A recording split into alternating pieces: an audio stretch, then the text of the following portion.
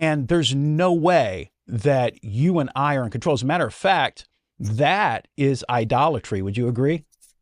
100%. So that's when I was touching a little bit on the self idolatry, the elevation of self. That's exactly what we're talking about. I kind of one of my morning routines that I've kind of been slacking on, but I'll get back on that is remembering your Bible verses and going through and remembering scriptures. Lamentations 3:37 is one of those. And so, unless the Lord has decreed it, I mean, you want to talk about a verse that is the literal opposition of the word of faith and so much of the conduct of their theology, but that's something that is inherent to that theology, which is, again, just so sad, is doing scriptural macaroni and pulling all of these Yep. contexts and Yep. gluing them together, So, Yep. with Genesis 1:27, we're made in his image, but we're not going to talk about his likeness, because likeness is not a clone. And then Romans 4:17, this is something that Joyce Meyer would do all the time, speak something that isn't as though it were. Well, okay, but you left out the part before that we're discussing literally God at this point.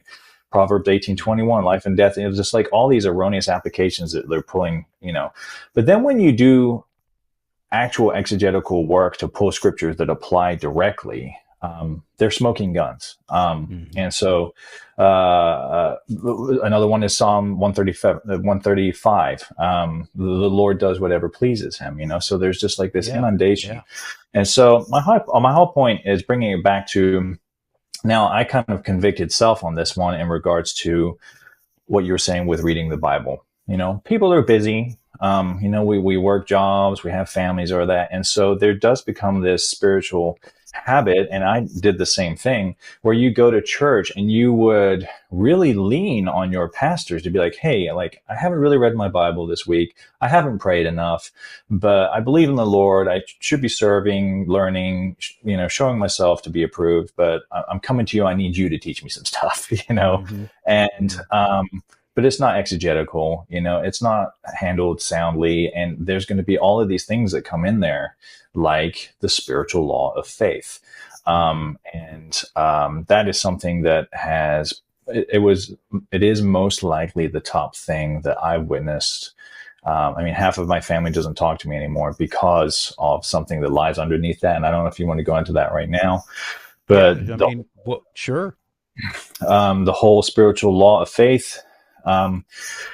So Copeland is definitely guilty when he utilizes, I believe it's Mark 11, where it talks about have faith of God rather than faith in God with a withering fig tree.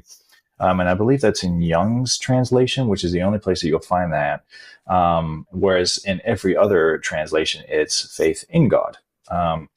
So one thing that I was going to touch on too is that in Romans 10, it talks about, actually utilizes the word of faith. In my experience with my YouTube channel, there are a lot of people that have been in churches that are word of faith, but have no idea what the word of faith is. They've also been taught that, the word of faith is exactly that's relayed in Romans 10, the word of faith that we proclaim. So then they'll take the word proclaim. We're made in the image of God. We have power, life in the tongue. We can speak things into existence. So you can see there's your word of faith sandwich, that everything gets brought together, even though it's not bread and jam and peanut butter. It's something that's just completely rotten with rotten lettuce and thumbtacks or something.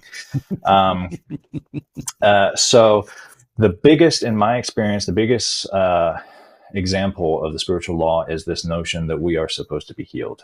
And a lot of the times when I handle things like this, you're going to go from empirical evidence as well as biblical evidence. So you'll look at people like Bill Johnson, you'll look at people like Kenneth Copeland, and a bunch of his family, even Bill Johnson's family, Andrew Wommack's ministries, all these ones that push this ideology of you are meant to be healed, which so much of that relies on Isaiah 53, by his stripes we are healed, totally overlooking the context of First Peter.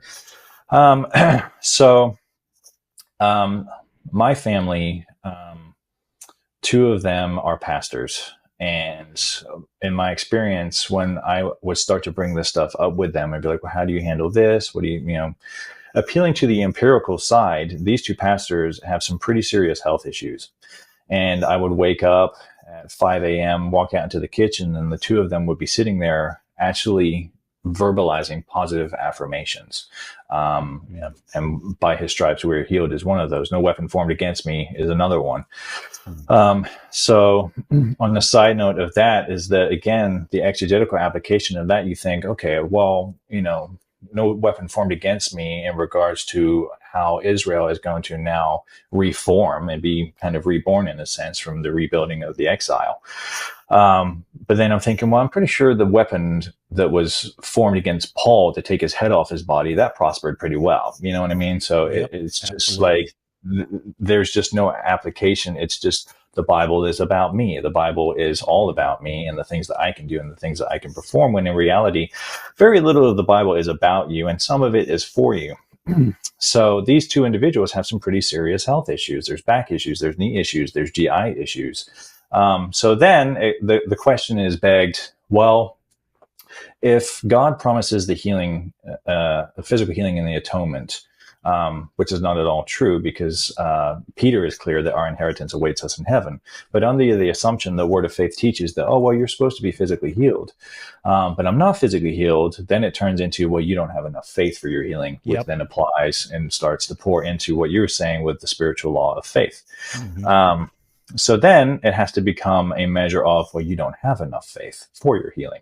This is something that Copeland kind of starts to trickle in with, well, if you will receive it, i.e. have enough faith to accept your gift per se. But so much of the issue, again, appealing not only to now empirical evidence that we just don't see that, but now going to biblical and historical evidence that not only, as you well know, are we going to see people that follow Christ very closely, including the apostles and disciples who had sickness, but they're going to appeal to the woman with the issue of blood, the centurion with the faith for his servant. But the fact is that depending on how you translate one of the healings, 72 to 75% of Christ's own healing ministries make no mention of faith. They're in the Gospels. Inside of his healing ministry, there's about 38 miracles, 37 miracles, and there's 28 of those that are things that we would consider healing, casting out demons, actually doing the healing leprosy, hands and all that good stuff. But by those numbers, we see highly predominantly that faith has very little to do with it in regards to how the word of faith would twist it. Faith for them is this ability to twist God's arm into forcing a healing. So in reality, what they're saying is the woman with the issue of blood had enough faith to pass that abstract video game level 7. Jesus then took a note of that and be like, oh, well, she has enough faith. So the faith in and of itself is the trigger point to accept your healing.